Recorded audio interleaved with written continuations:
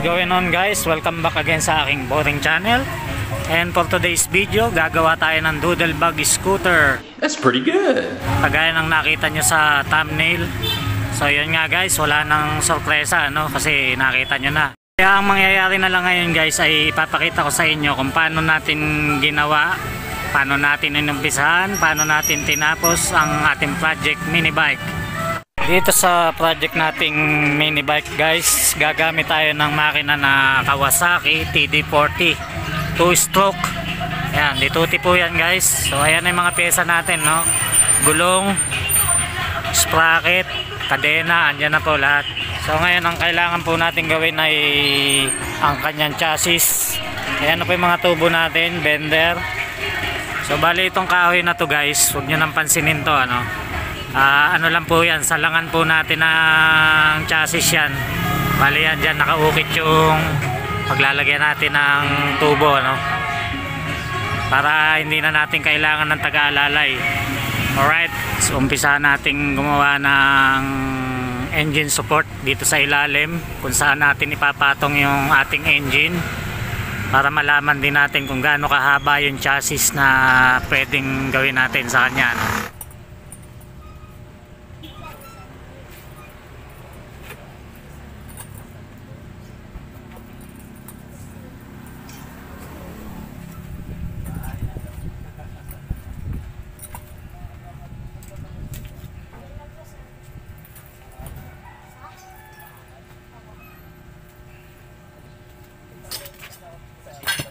A few moments later.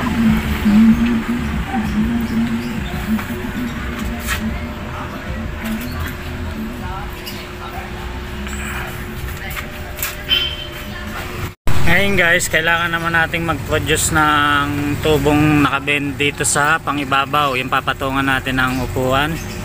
Alright, susukatan natin yan.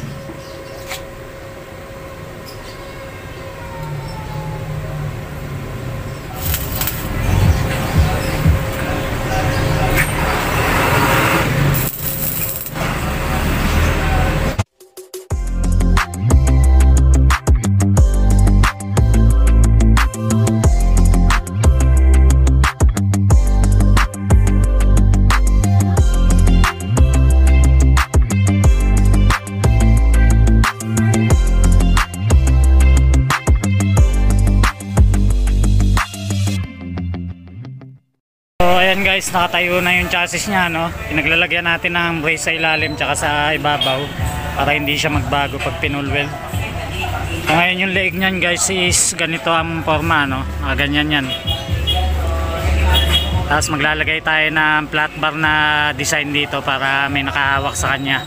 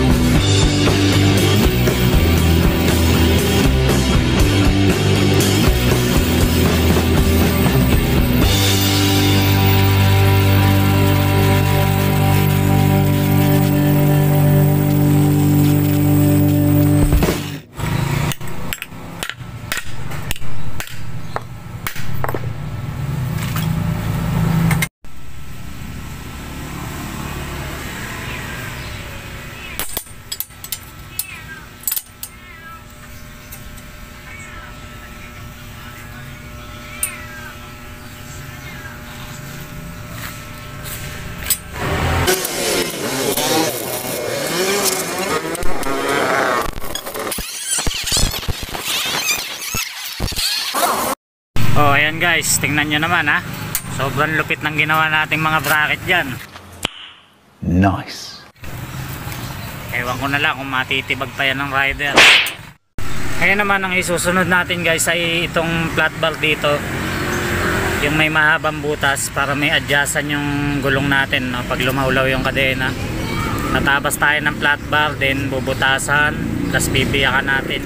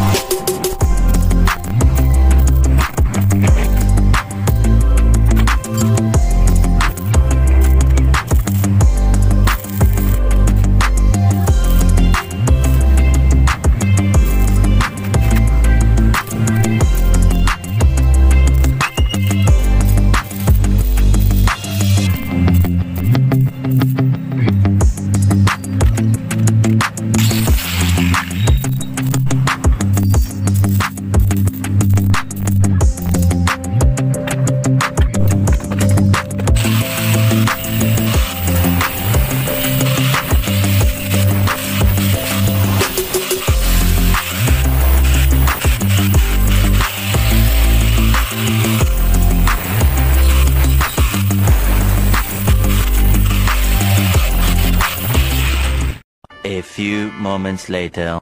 So bali ngayong araw na to guys, ang nagawa natin ay itong lagayan ng adjuster o suotan ng axle. Plus itong butterfly nilagay na natin, no. Tapos naglagay tayo ng mga pampatibay dito, yung mga bracket.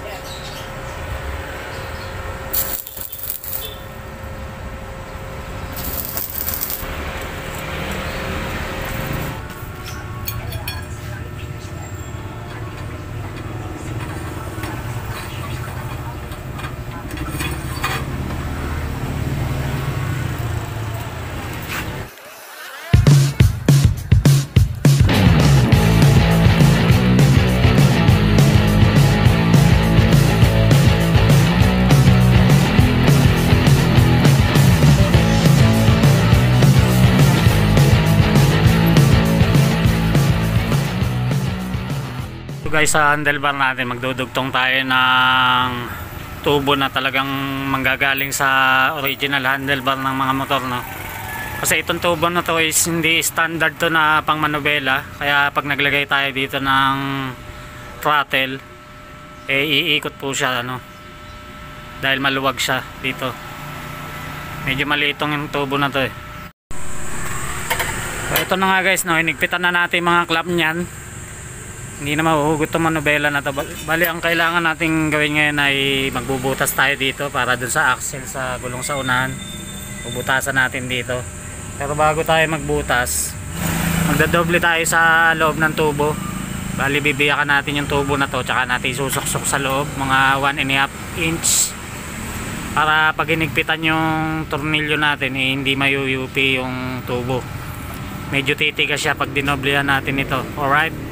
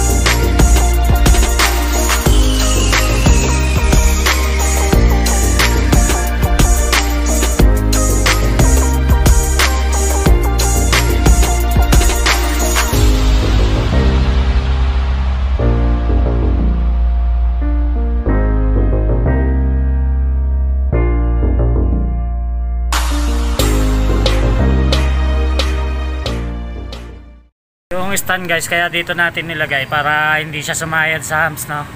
Para gumangat yung gulong, magkasabay din silang aangat nito. Maiiwasan natin yung pagsayad. Delikado kasi pagka sumayad yan eh.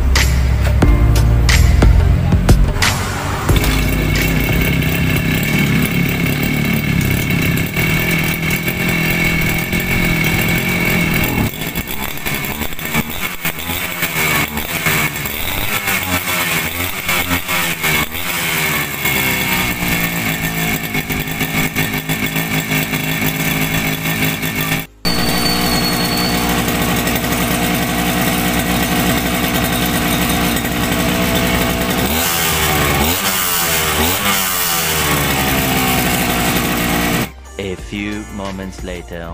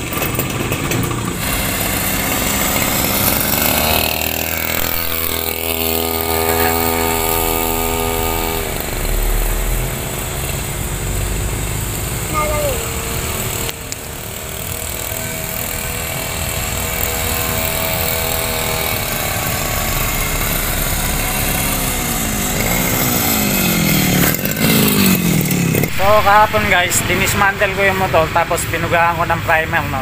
Hindi ko na lang ginawa ng video kasi masyado tayong tatagal eh. Nakakahiya kasi. Ngayon pwede na tayo magbuga ng pinaka base coat niya, no, yung totoong kulay niya talaga. Sa base coat niya guys, gagamit tayo ng spoon yellow urethane. Yan po ang kulay niya, no. Hindi po yan basta-bastang dilaw. Kumpara nyo naman dito, ito talaga straight na yellow. So bago tayo magpatuloy guys, gusto ko lang ipaalam sa inyong lahat na paggawa ng doodle bug scooter ay gagawin kong business since hindi pa naman monetize ang aking YouTube channel. Susubukan kong kumita sa ganitong paraan, no? Pero once na ang video natin na to ay nagkaroon ng 1 million views at na monetize ang channel ko, mag-i-start na ako magpamigay ng ganitong scooter, no? sa maswerteng subscriber na mapipili ko. So sabihin na natin na gumawa ako ng 5 piraso. Bali yung isa ibibigay ko lang sa subscriber, no? Pwede na!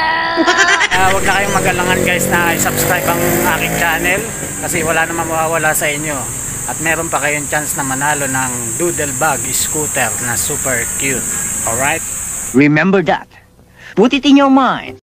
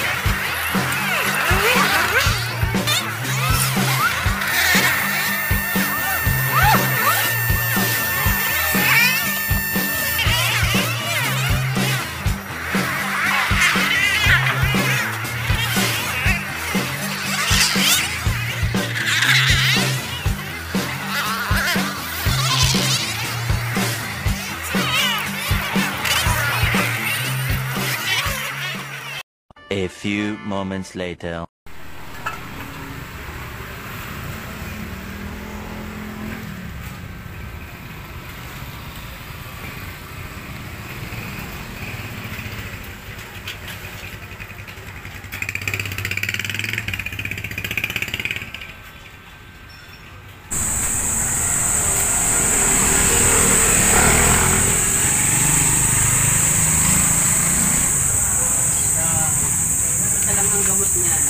So ayan guys, no, natapos na natin. Bali ang kailangan na lang natin ngayon ay testing. I-road test natin para sa quality control. Bumili na ako ng gas. Merong halo na tuti to guys. Naluan na natin siya.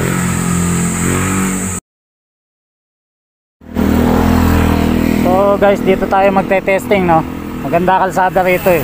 Walang masyado nagdadaan. Tama nga pala natin si Paring Aris, no, para sa ating second camera. Shout out.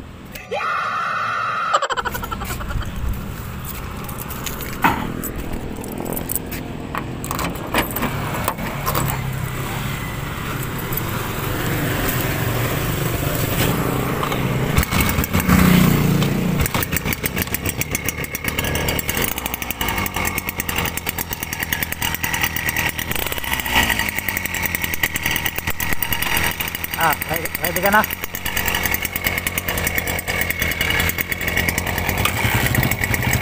So yun guys, no, pag upo ko pa lang, no, komportable siyang upuan.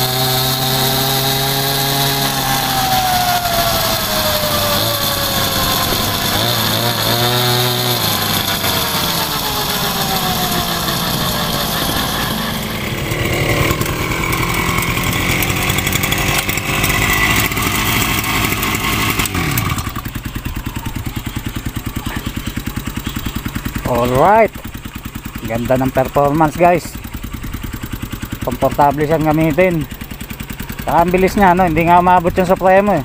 Iyo pre, sagad ka na nun? Agad na. Antulin pala niyan.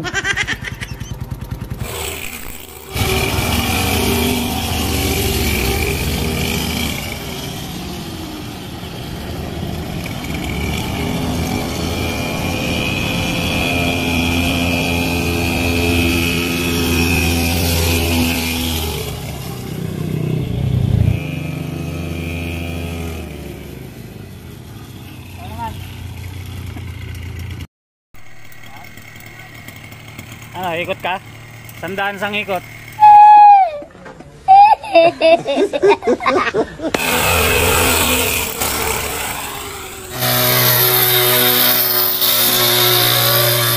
Bali, ang ginas ko dito guys ay 1 litro, ano, kasi naluan natin ng tuti. Kung uubusin natin to, abutin tayo ng hapon kasi sobrang tipid pala nito. Abutin tayo ng hapon kati testing. Yan na nga guys, no, that's it. Ito na yung motor na pwedeng pwede talaga sa mga bata, ano. At pwedeng pwede rin siya sa mga isip bata. Kagaya namin. Bali, pagkatapos nitong quality control natin, yung pagte-test drive, pwede na natin siyang itabi, ano. Hindi na natin siya gagamitin kasi pambenta nga ito guys, no. Baka na masyadong magasgas yung mga gulong, no. Tapos baka sabihin ng makakabili, hindi na siya brand new. So ito nga guys, no, super light and durable chassis, 49cc Kawasaki TD40 ang ginamit natin, 2 stroke, disc brake, likod tsaka unahan. Yung gulong niya is pang street ang ginamit natin, no, hindi pang off-road kasi mahirap sa off-road itong mga ganito, walang suspension. Ang ginamit natin kadena guys is T8F, yung heavy duty. Masyadong maliit yung 25H, tsaka mabilis siyang matanggal, no? Natatanggal yung kadena niya, hindi kagaya ng T8F.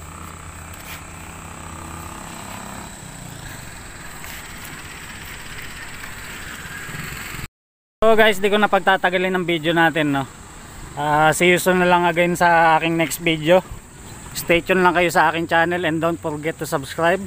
Thanks for watching and God bless.